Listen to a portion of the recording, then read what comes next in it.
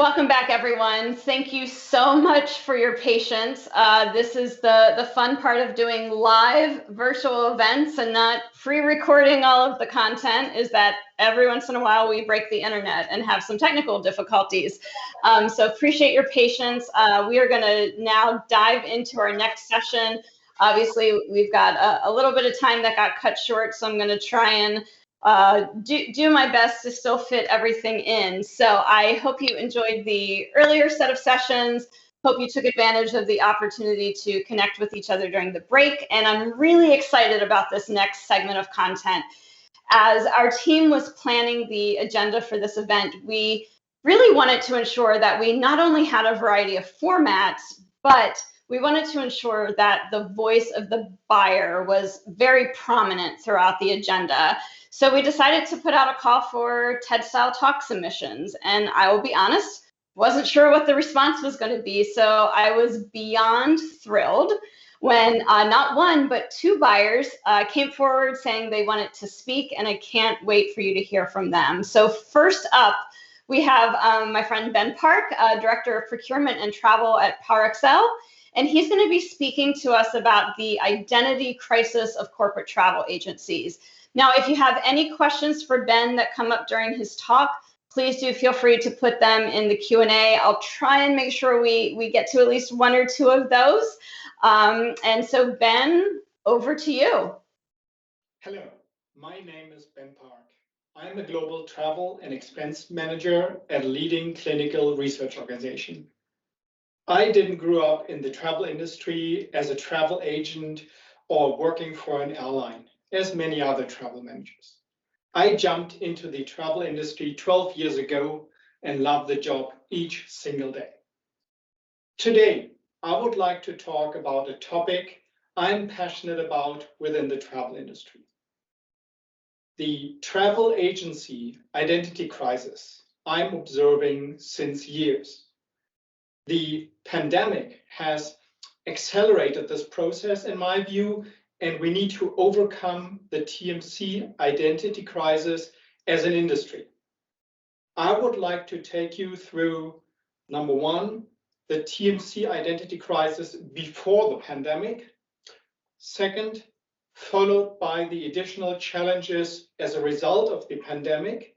And third, closing with the need for a TMC model which works post the pandemic, and an ask to the industry and my buyer colleagues for action.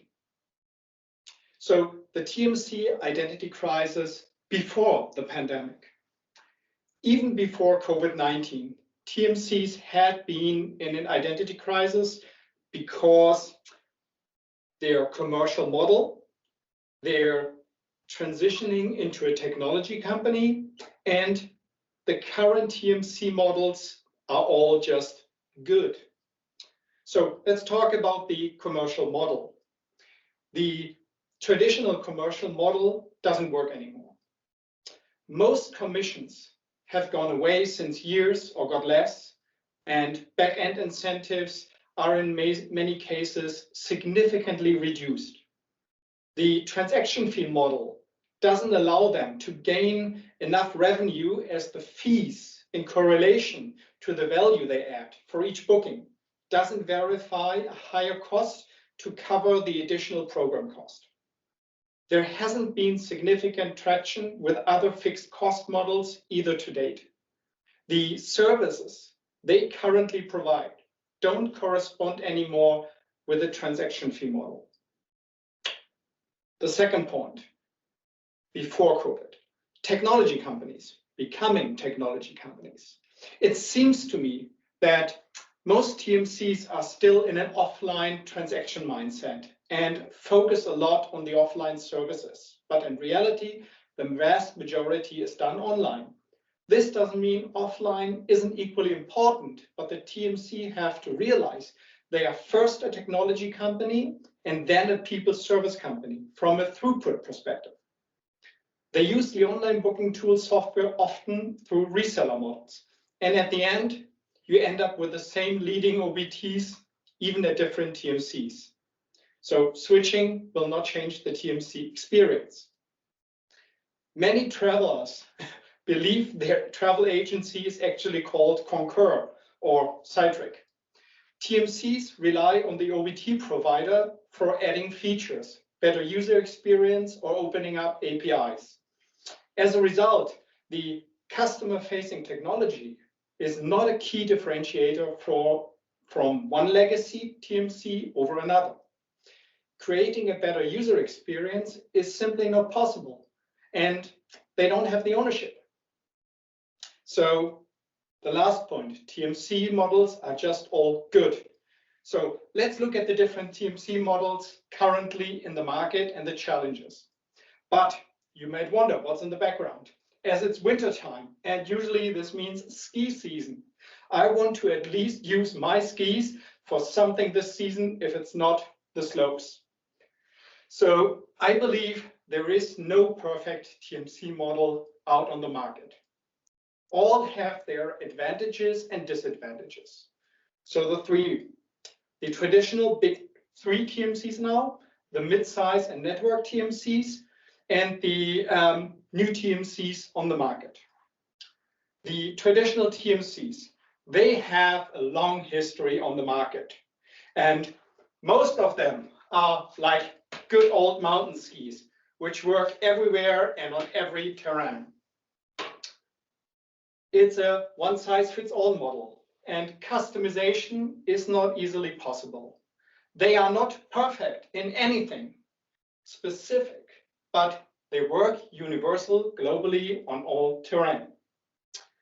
Then next are the mid-size and network TMCs.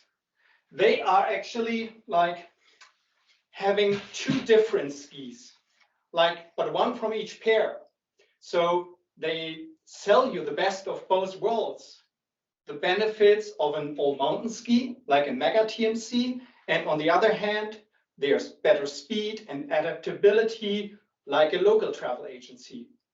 Because they are as well a racing ski, which goes much faster in development and then can explore quicker, like new markets, new trends.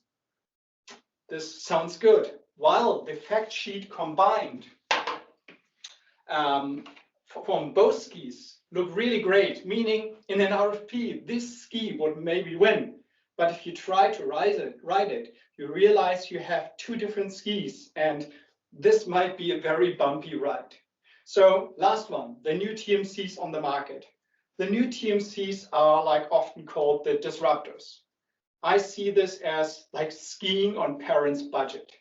The coolest, newest racing ski and a cool pair of park ski ensures the most fun, and they are the most expensive on the market, and nobody can keep up with the speed of this TMC, even if you can ski really good.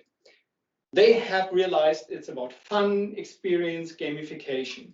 They are marketing this really well, especially the park ski element, and the younger generation love hanging out with their offered technology in the fun park. The newest stuff isn't just good enough. The downside of this speed and fun element is you can only use them on the slopes or at the fun park, but not globally on all terrain. This, all this. They operate well in their core market, but they don't work globally. So this was before the pandemic. Now, let's talk about everything which TMCs have to take, which steps they had to take during the pandemic, because they are in survival mode. So during the pandemic, TMCs had to furlough lots of stuff, agents as well as tech people. Investments into technology had to be postponed as funding wasn't there anymore. Some projects might not ever get realized within the next 3 years. The gap to transform into a new TMC technology company with a robust platform is even larger compared to before. Especially with the very low transaction levels they see since a year, we see most TMCs trying to increase their market share or grow through mergers and acquisition. Merge to survive or raise new capital, use government support, where offered, ask investors, might be actions we see more and more. This strategy is not sustainable and will break one day. The network TMCs might face gaps in their coverage and capability as local partners will exit the market, and as a result, their global footprint will shrink. Some might be true for smaller tech companies who had been supplying the TMC services. They might exit the market as well. Many TMCs try to switch their commercial model to have like a fixed cost plus model, which would work better for them now. But I haven't seen any corporate buyer moving in this direction. All the years, they didn't want to be transparent on their income streams, but now they want to change the commercial model as their system broke, but still stay untransparent about additional commercial flows. This is short-sighted and doesn't establish trust. So, what TMC model can work post the pandemic? Let's look at the future, the bright future, hopefully. If we do not help the current TMCs to fill the gap and evolve into the new TMC model needed, where they are platform providers, own the experience, control technology used, and change their commercial model, the tech companies from outside the travel industry will fill this space soon. I'm not saying the future TMC model is the all eggs in one basket model, where you outsource all to a global TMC end-to-end and rely fully on them as a partner. There will be corporations who rely less on the TMC and others more, but at the end, they always play a highly connected role in our ecosystem. If you look at the T&E services end-to-end, from virtual payments, reshopping tools, content aggregators, direct connects, on-the-trip real-time information, the AI reporting, risk management tools, you notice the TMC partner is almost involved in some way in each process at some point. There is also a risk that corporate buyers will say that they prefer an unmanaged open model with open booking, as this ensures the best user experience on leisure tools. No discussion anymore about the value from a TMC compared to the price. Therefore, if you believe, as I do, on a TMC partner, which provides you the global platform where they own and control critical core services, but are flexible enough to allow others to use an API to add services, be more transparent on their commercial model, let's guide the current TMC partners into the new direction needed. In closing, I think it's not only the right time now, but as well the last chance to rethink and redo the TMC model. This doesn't mean relying on them fully as a partner, but as a connection service partner. Going back to the skis, they are standing on the top of a black run, really icy conditions, and trying to ski with 1 foot left and an open binding, where each little chunk of ice will make them fall. Each turn they take is critical. The pandemic has shown us how important human interactions are and how important health and risk management are. A trip will not be a commoditized transaction anymore. Isn't that the role of a TMC and demonstrates we need them? Do we want to let large mega tech companies from outside the travel industry explore into corporate travel? I don't. Let's see who will fill the gap. Thank you very much for listening. All right. Thank you so much, Ben. That was incredible. And I just want to, I know we're running a little bit over, so let's go ahead and make sure that we've got Ben back in the scene, because I do want to give him a little bit of feedback. I don't have any questions that came in for him, but I want to share some of the comments that were coming in during the during the chat, Ben. So first of all, people love the skiing analogy. One person has now said that TMCs, they're calling it the mountain climber. So we've got a new acronym, which is fantastic. A couple people commented they love the use of props. A couple people are a little annoyed because you have made them miss skiing. So I know you miss it as well. And then someone asked, well, what if someone actually wants a snowboard? Where does that fit into disrupting the market? So all in all, I'd say your presentation absolutely landed. I'd say let's give Ben a huge virtual round of applause. Ben, any final comments that you want to share before we head over to our next presentation? No, I don't want to hold you up any longer. I will definitely think about next year about a new TED-style talk with a snowboard session. Yeah. Fantastic. And again, when you have time, if you can go back and catch up on the comments. Eamon Cohen is officially launching the campaign to have London's Regent's Park name Ben Park, or perhaps Sir Ben Park. So thanks again. And so now I am very excited to introduce our next speaker, Ed Waite. Ed is the head of expense and T&E commercial with Barclays. And he's going to be addressing the question, is data the new currency of your business? So with the previous presentation, keep those chat comments coming. If you've got any questions for Ed, maybe we'll have time to take one. But with that said, Ed, over to you. Thank you, Jen. Okay, next slide, please. So what I wanted to share with you today is how T&E data can influence strategic decisions in various parts of your organization throughout the pandemic period.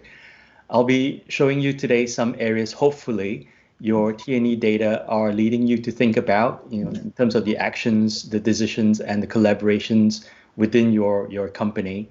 And the aim ultimately is to bring greater governance and control, reduce the various risk impact to your own organization, and in the process achieve some cost avoidance. That would be great.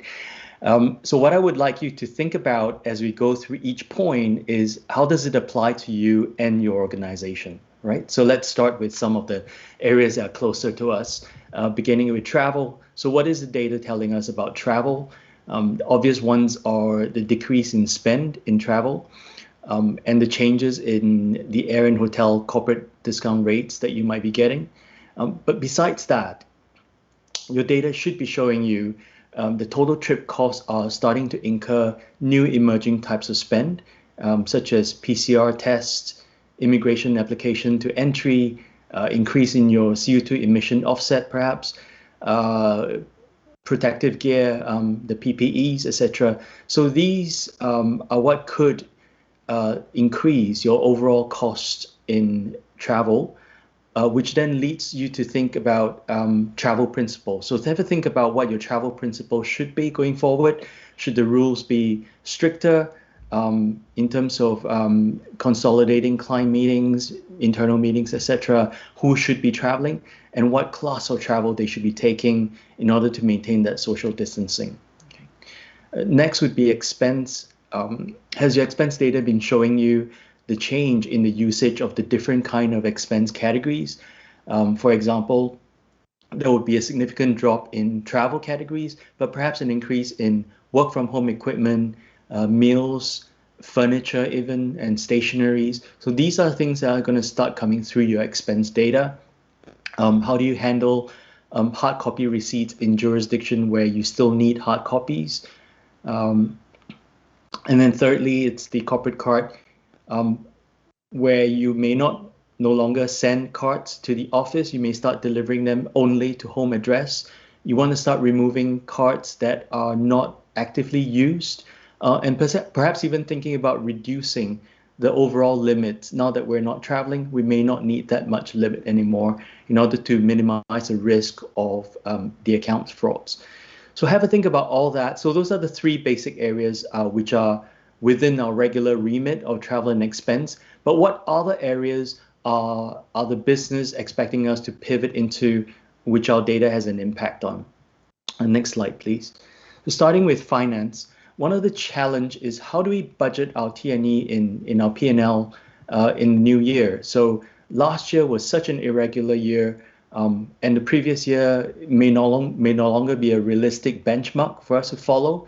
So there are different ways of budgeting given last year, and there's no right or wrong approach. What I would say that the biggest tip I can give is to make sure that however you're budgeting in your organization, just make sure it's consistent across all the teams and the departments. So consistency is a key word. Otherwise, the numbers will be skewed and you'll not have an effective way of accurately tracking the performance of your budget. Next slide, please. So next is corporate real estate. So a lot of your real estate departments would probably be thinking about the return to office strategy. And the strategy has a direct impact on your ground transportation. It'll have an impact on your expense program as well because of courier services. You may be thinking about meal allowances to replace on-site restaurants in the office. So have a think about how the return to office will have an impact of your expense program going forward. And next slide, please. Insurance is another area similar to budgeting. It's quite a challenge at the moment. The travel data is used for business travel insurance premium calculation, which you need to think about how your premium will be calculated going forward. And potentially, is there any other things that you need to include in your insurance program that are COVID related in terms of the risk and so on that you want to include in your insurance program? Okay, next slide, please. So tax is one of the biggest area that I've been working very closely with throughout pandemic. It's to evaluate any tax impact on COVID-related expenses, such as your work from home equipment, commute to office, and are these going to be treated as personal taxable benefits? So especially things like if you're going to allow late night meals to now be delivered to home, that may have a personal taxable benefit to your organization and to the individuals as well. So tax would be one of the areas I would say work very closely with. Next slide, please. Legal is another area. So it's mainly around corporate social responsibility. It's about if you're asking employees to travel to office or to travel overseas for business, what is the liability that the organization is picking up from there? And it's been a huge discussion around that as a result of COVID. Okay, next slide, please. So looking at your compliance rate to policy, again, your expense data would be changed quite dramatically throughout this period.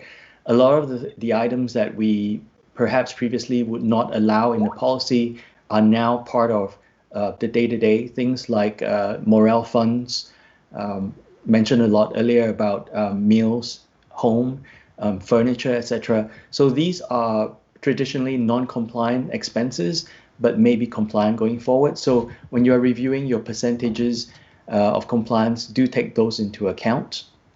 Next slide, please. And last but not least, in terms of environmental, so most of us would have crushed our emission target last year because of the lack of travel.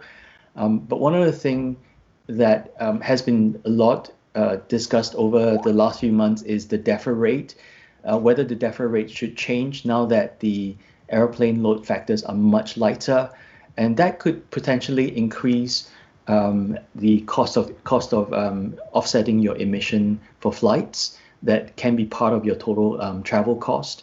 The other thing would be as your air travel drops, your increase in the emission on ground transportation and public transportation might increase as well. So the whole travel to office, employees feel more safe in the car rather than public transportation. So all that will cause an increase in your CO2 emission for your ground transportation.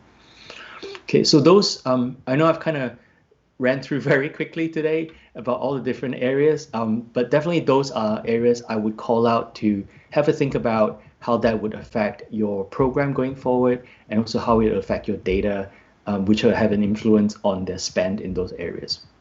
Okay, thank you. Back to you, Jen. All right. Thanks so much, Ed.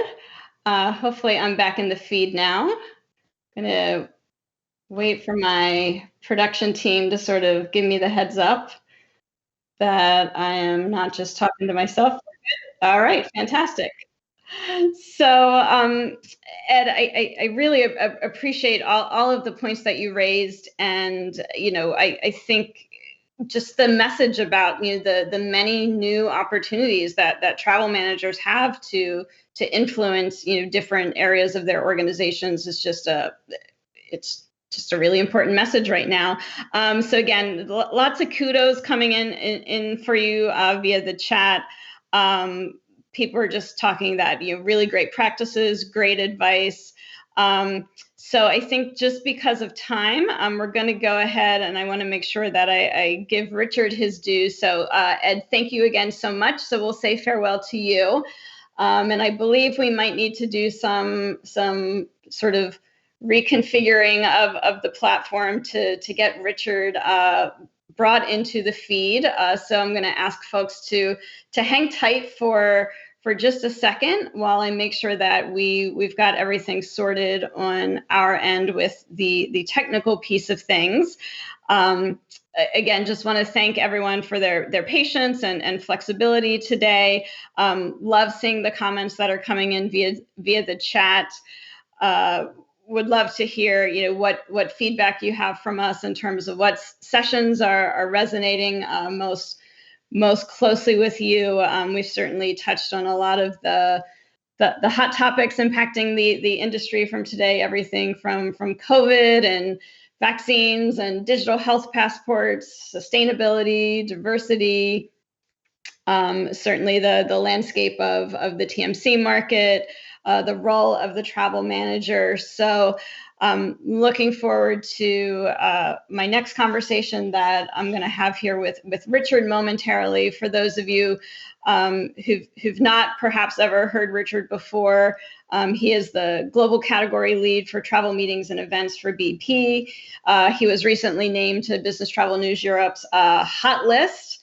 And so he is doing a lot of fantastic work at BP. And so I want all of you to have the opportunity to hear about some of the things that he's doing, and perhaps have a few minutes to ask him questions.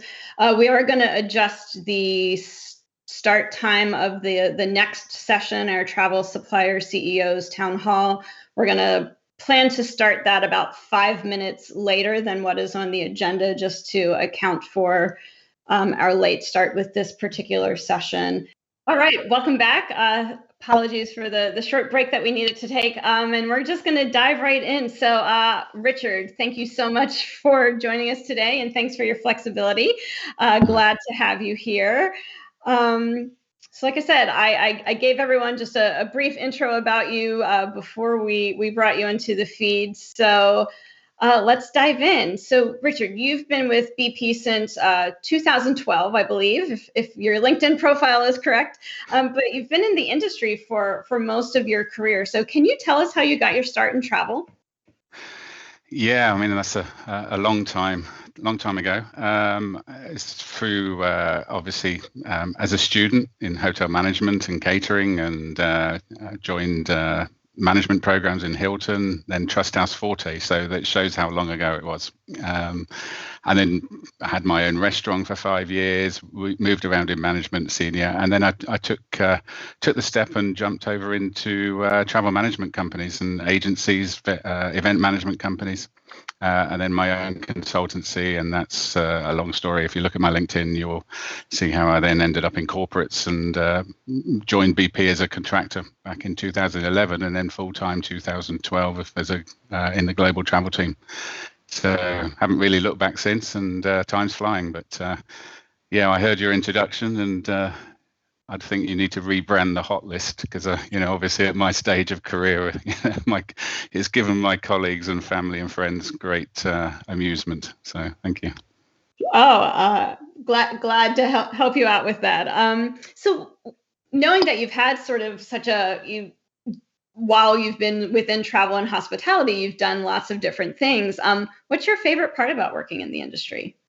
It's people. I think it's, we're all talking about the age of digitalization and simplification, agile. But I think it's culturally the ability that you meet somebody and the diversity, the cultures. It's just people. People make things happen. So. Absolutely, I would agree. It's been one of my favorite things about working in the industry, and every day I just am amazed at the people that I get to meet from all over the world. So let's talk about BP, the work that you've been doing but also the work that BP is doing. So 1 year ago, the company launched a new purpose to reimagine energy for people and the planet, as well as the goal to be a net zero company by 2050. So can you share some examples of how BP's initiatives are benefiting the larger travel ecosystem? Yeah. I mean, it is a year. It's been a fantastic journey so far. I mean, it's been Bernard Looney and the exec team have really set their stall out. We, as a global travel team, had already been starting that journey of the shift into the digital area. We were a year before the board had already given us the budget to offset all of our travel from our carbon team, etc. So there was a lot of work in progress behind the scenes, and I think Bernard's appointment and the team has really elevated a lot of the strategy and the thinking that we were already having as a travel team to change our global models and approach. So the impact, I mean, no doubt we'll get onto some questions around, how we're working within what we call this circular economy and partnerships within our supply base rather than a customer supply base. So, yeah, I mean, it's really impacting a lot of our change in attitude, people, and the way that we're behaving. Yeah, so why don't we actually go ahead and get into that, because I think that's one of the things that I'm personally most fascinated about, and I hope our audience will find this interesting too, is when we talk about sort of the traditional buyer-supplier relationship, but I know that you really view your role as being a consultative partner to your suppliers, as opposed to that more traditional relationship. And obviously some of this is because you work for a company that is uniquely positioned to actually be both a customer and a supplier yourselves. But I also think that some of what's made you and your team successful is because you do just view the relationship very differently. You have a different mindset. So can you just speak to this a bit, maybe share some of those specific examples of that sort of partnership, consultative partnership, but then also, what advice would you have for the other buyers on the event today in terms of, how they can potentially start to shift their mindset when it comes to supplier relationships? Yeah, I mean, I think, I heard the word from Ben earlier, was trust, and I think that all comes as part of the partnership environment. I see, probably the old traditional travel manager position is probably not relevant for what we're actually doing today. I'm very much looking at the areas. Obviously, the last year we've become risk managers as well, in a lot of areas. But it's more about that commercial consultative position that we can be with inside our business, engaging the stakeholders. But I think those suppliers that may be on the call today will know me, know the culture of BP, and it is about a partnership. But it's no good just having a contract that you sign and say we're partners. It's actually making it live, making it breathe, looking at it. So examples of activity I've done over the last year with the teams is working with the BP Pulse guys in the Chargemaster, looking at our supply base in hotels, some key hotel partners that are now partnering with BP Pulse to bring in electric vehicle charging into the car parks. Yesterday, I had a very interesting call with the leadership in Air BP. So what are we doing to progress the sustainable air fuel into our airline partners, and how my strategy is lengthening the stride. It's no good just looking at what are we going to do this year. My advice out there is don't look at just what you can do quickly, anybody can go in and negotiate, and if you've got the leverage, if you've got the program, then you'll get the best price. But actually, if you build the relationships and look at a longer sustainable relationship with your partners that can help them, they're in business, they need to make profit. But at the same time, it's just keeping that close eye of who else is available, what else is coming, and you can start to look at that digital integration and use that as facilitation of your programs. And then the people, as I said earlier, will make it happen. So it is really about trust, transparency, and being honest. I really appreciate that. And I'd love to try and maybe tackle a couple different topics as quickly as possible, just to try and cover a lot of ground. So, obviously you're in a bit of a unique position. First of all, you work for an oil and gas company, right? So you do have, things like you are supplying sustainable air fuel to the airlines that your travelers are also using. But you also just work for a large global company, and you have a really robust travel and meetings team. Not all buyers who are with us today are in that same position. They work in a different industry, or they work for a program that has a much smaller footprint. So, as we run through these next things, I may ask you for some advice or lessons learned that might also apply to folks regardless of the size or scope of travel program that they work for. So the first that I want to start with is stakeholder engagement. So you are clearly someone who has that seat at the table. Do you have a specific tip or trick that you can share for how buyers can make their voices heard within their organizations? Yeah, I mean, first of all, BP, we'd like to be seen as an alternative energy company more than an oil and gas as we go forward, I'm sure. Thank you for correcting me. No, it's not correcting you. It's just, this is us. This is where we're going, and this is our strategy. But it is attracting we're attracting shareholders, we're attracting customers, we're attracting staff that are coming on this journey about the future, about our carbon neutral positions. And, again, that's how we build it. But going back to your question, I think the first thing to do is listen. And I think, part of that engagement is understand, and Andy Roberts, who's my colleague, who drives the stakeholder engagement, the service delivery with our TMC, which is Agencia, and it's not the ability that we've done it, we've signed the contract, and now it works. It's living, breathing. Every day we're keeping a close eye on what is happening within our business, and just really spending that time to listen, to understand, and offer the solutions. Don't jump to the solution. We're working in agile groups, in scrums, and really making things happen quickly. But at the same time, we don't compromise on safety. We're really under pressure to manage the costs, to make sure that our shareholders and our business is generating cash, and looking at our future protections. But I think at the same time, the stakeholders need to be engaged with a purpose on the fact that you're coming with facts. Use your data, use your examples. Use gamification if you need to. Don't use a policy as the stick. Use the policy as the carrot, so people want to use your program. So build a program about the business needs. I'm sure everybody will look at it. It doesn't matter the size of your company. You're always going to get what we call leakage. I don't see it as leakage. I see it as opportunity. Because you don't understand, why are people not using your program? Why are people going outside of the program, etc., and understanding, engage them, have conversations with them. They're probably basing their experience on 4, 5, 6 years ago.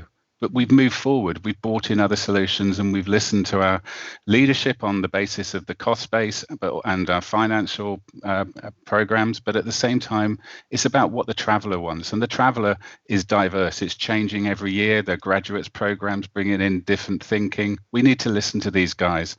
It's all about the personalization that we're building into the interface of the profiles at the booking stage.